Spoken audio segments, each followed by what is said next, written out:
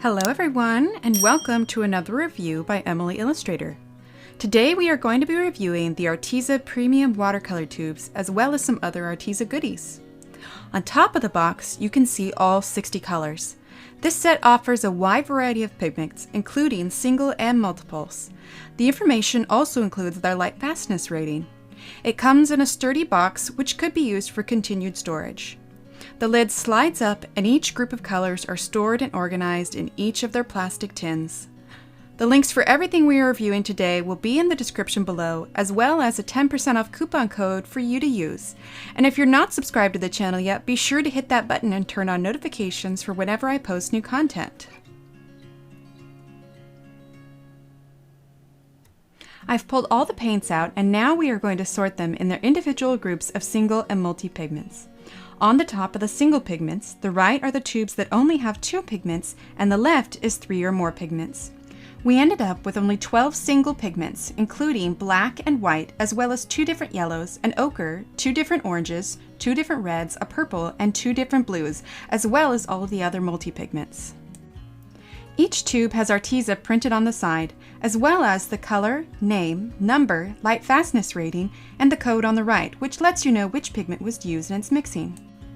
These colors have 2 pigments mixed to create 1 color. As you can see on the side, lilac uses pigments PW6 and PV23, just like indigo mixes PB15 and PBK11. So let's go ahead and grab the purple colors. For lilac, we need PV23, you can see the code right here, and PW6. Mix these 2 together and we get lilac.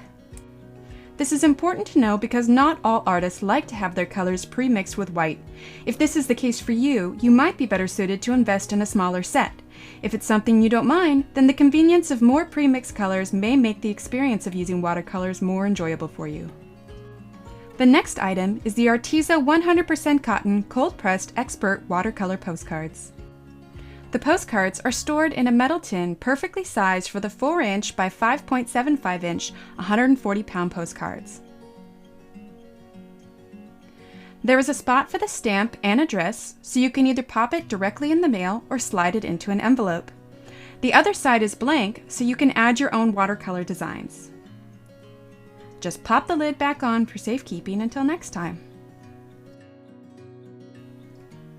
The last item we will be reviewing is the pack of 6 Arteza water brushes in varying sizes. As you can see, this one has a wide bristle brush and Arteza is printed on the side of the tube. You simply untwist the tube and you can fill it with a small stream of water. I also have some friends who have found that using an eyedropper is useful as well. When putting the lid back on, be sure not to catch the bristles of the larger brush with the cap. There is also a grip on the brush, which makes using the brushes a bit more comfortable. You also gently squeeze the grip to prime the brush and coax the water down the tube.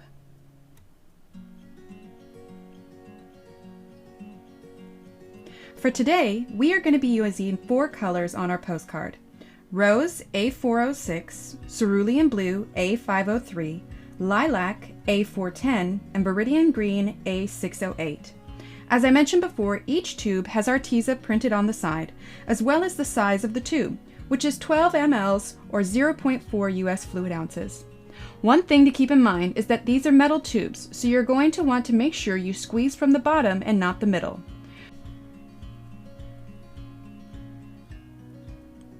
We're going to start with our wide bristle brush for applying a layer of water. I've also taped down the edges of the postcard to prevent any buckling. The tape is just standard painter's tape to prevent any ripping of the paper once picked up. I also keep a paper towel or cloth nearby for dabbing the brush. We begin by brushing a layer of water, which will help the pigment to move across the paper a little bit more smoothly for the cloud texture we're going to be creating. I'll start by adding water to my pigments and preparing them on my palette. This is just a simple ceramic palette that I purchased on Amazon. The link for it will be in the description below. If there is one preference I have on regular watercolor brushes versus water brushes, is the amount that it takes to clean the brush between each color. Because we're going to be moving quite quickly with this method, I'm having to squeeze a fair amount of water out of the brush in between each color, which in turn empties the brush more quickly than it normally would. That also means that I'm having to clean between each pigment. I feel like I'm almost wasting more paint on my cloth or paper towel because of the rate at which I'm needing to clean it.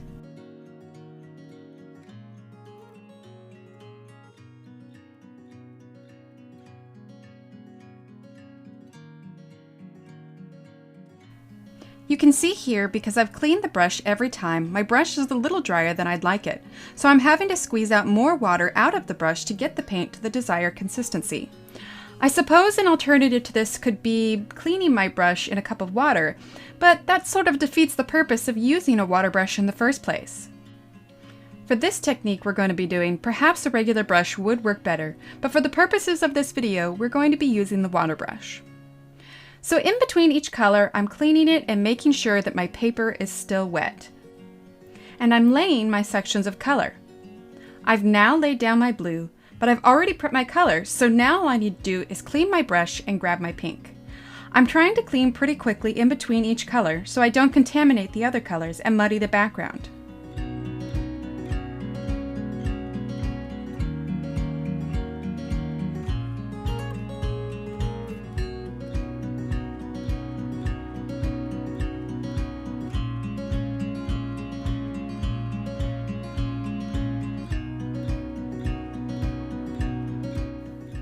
Now that we've got all of our colors on our postcard, we're going to be doing a fun technique using salt. Some of you may already be familiar with this, but basically what it is we are now sprinkling salt on our wet paint.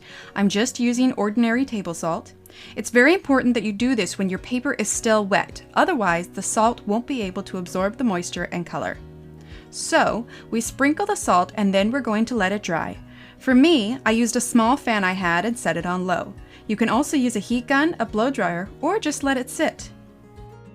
Once your paper is completely dry, you can use a firm, dry brush to sweep away the salt. The result that you should get from this is an almost frost-like pattern. You can clearly see where the pigment was absorbed by the salt. Afterwards, I added a nice teal border on the edge to clean up the edges left by the tape. I also added a border on the opposite side where I had gotten a bit of paint on the edge. I then proceeded to send my completely dried postcard back through my printer where I printed one of my mandala designs on top. If you're a card maker, then this would be a good opportunity for some stamping, or if you like calligraphy, writing a nice little note on the front. The next thing I want to talk about is reactivation. What that means is being able to reactivate the pigment on paper once it's had a chance to dry. So we're going to be laying down some swatches using the same colors that we used on our postcard.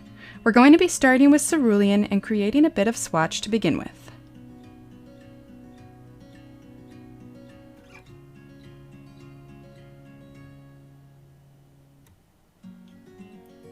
I've started to add another layer, and already on the bottom you can see where the first layer has begun to dry. Despite the fact that I'm adding water to it, the edge doesn't seem to be softening. You can clearly see the shape of the first swatch. We're going to try swatching with the other colors and mix some of those colors together to see if we get the same result.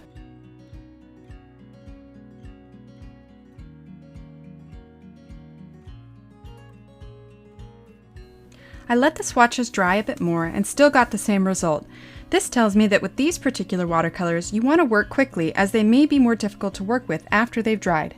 I think that these watercolors would be perfect for small detail paintings or adult coloring pages where you're not covering large areas.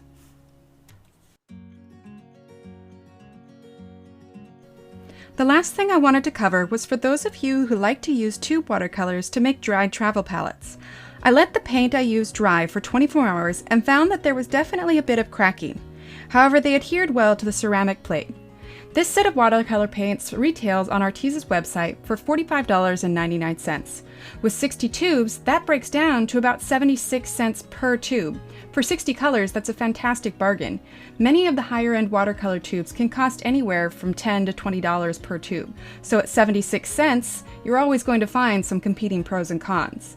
The bottom line, for the average artist looking to break into tube watercolors, you get a fantastic range of colors at affordable prices. And for the postcards and water brushes, I absolutely love the postcards and cannot wait to create more with them. The water brushes, I have to admit, were not my favorite water brushes I've used, but I do like the wide variety of widths and sizes. That's it for this review. I hope you enjoyed it. Be sure to like, comment, and subscribe, and I'll see you next time.